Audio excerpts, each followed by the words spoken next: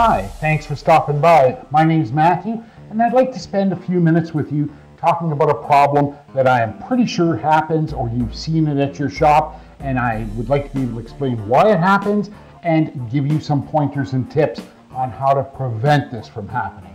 What I'm talking about is that lost job.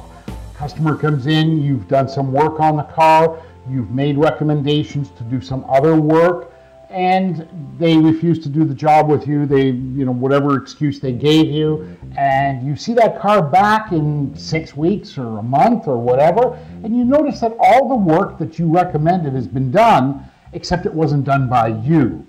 So where did this fall apart? Where did it go wrong? Well, the first thing I'm going to tell you right now is before you make any move, don't get involved in an argument. There's never a time to approach the customer and say, we could have done that work, but we use better parts or anything like that. That's an argument that you will never, ever win. So don't go there. What I want to address with you today is the concept that perception is reality. Okay? We're talking about the way people see you, the way your customer views you. Now listen, this is in no way trying to slight you or tell you that you don't know what you're doing. But your customer isn't really too concerned about how good a mechanic you are or what your scan tools are or things like that. They look at you in a different light. So now you have to consider, how does your customer view you? Okay? And this is powerful stuff that you may never be able to overcome with some customers. If a customer thinks that you're not a good mechanic, then there's nothing you can say to them that's going to change that. But let's talk about the typical customer in your shop. When that happens and you didn't get the job, you lost the job, you lost that job for two reasons. One of two reasons, I should say. First of all, that customer did not trust and respect you. Secondly, it was an issue of price, which we'll cover in a minute. Talk about the trust and respect. Again, I'm talking about this from your customer's point of view. What did you do to earn their trust and respect? Because trust and respect is just that. It's earned. You cannot just instantly go out and expect customers to trust you. Matter of fact, I'm going to suggest to you that most new customers walk into your shop and they're on the defensive. They don't trust you until you prove it. Okay? So going back to this lost job, you had the customer in your shop, he had a problem, you did a quote, you did the diagnosis, you did the quote, you told him what time it was going to be ready, he gave you the go-ahead on the job, and lo and behold, you did everything just the way it should be. He come in, paid the bill, and went on his merry way. So, can I ask you to think about this? That scenario I just give you, what part of that wasn't expected? What part of that couldn't he get at any other shop in your market? I don't care if it's the single bay guy down the street or the big box store.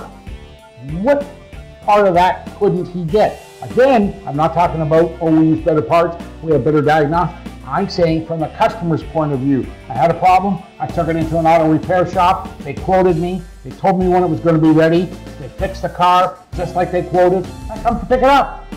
That's expected. Sorry, you've done nothing more to earn my trust or respect. And what I'm going to tell you is this, the first tip. The sale starts after the job's done. Okay? America is tired of doing business with faceless corporations.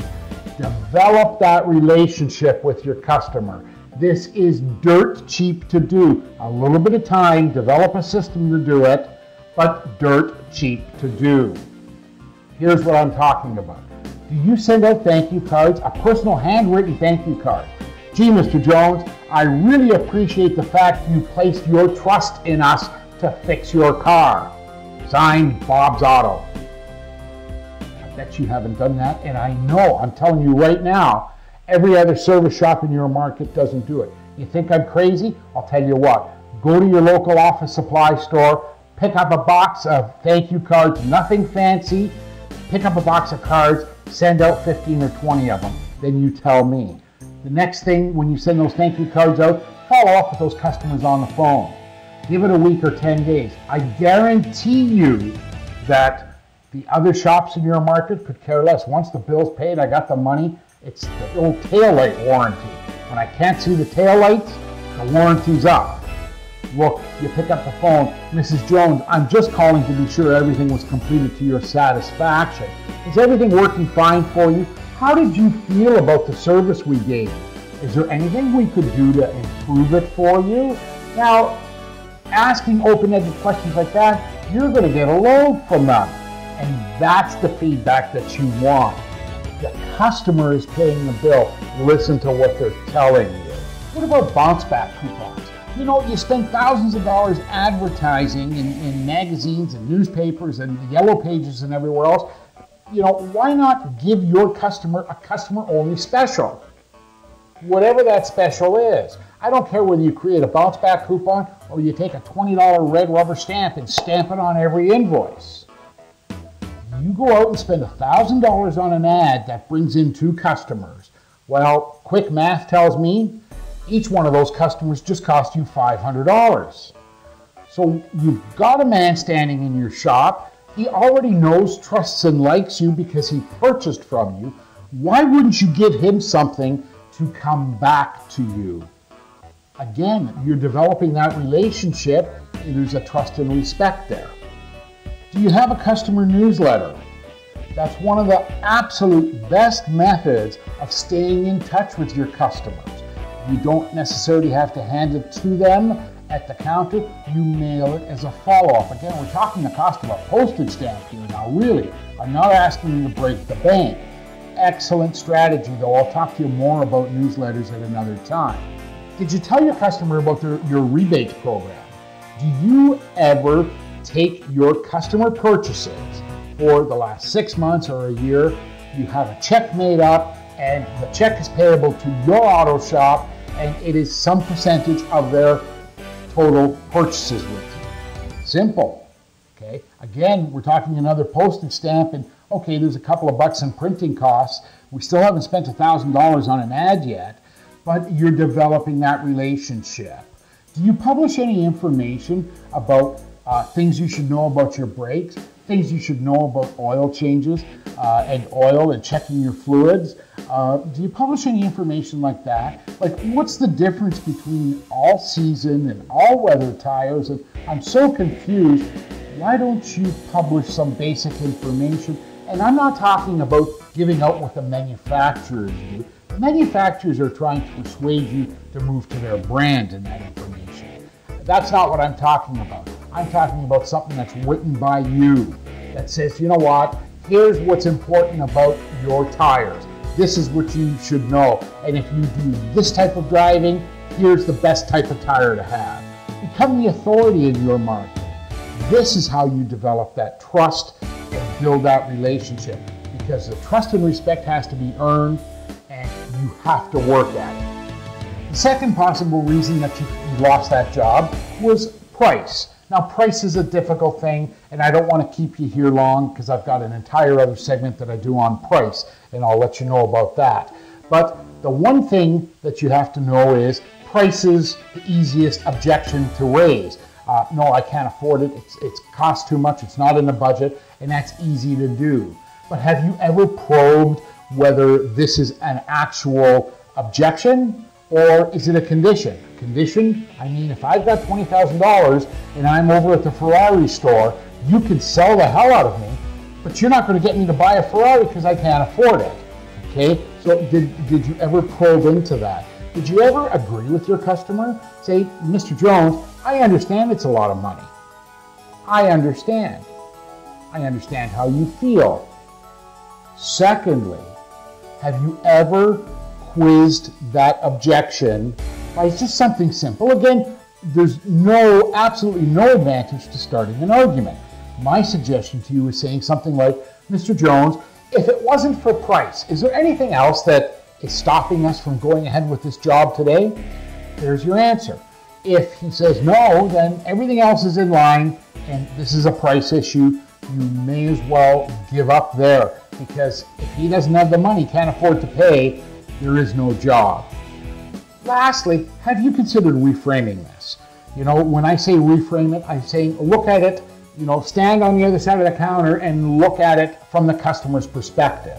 Mr. Jones, have you ever considered the cost of unexpected roadside breakdown? I mean, if you're talking about something that's a safety issue or something that could cause that car to fail unexpectedly, the cost of getting towed off the interstate is not much less than the price of this job.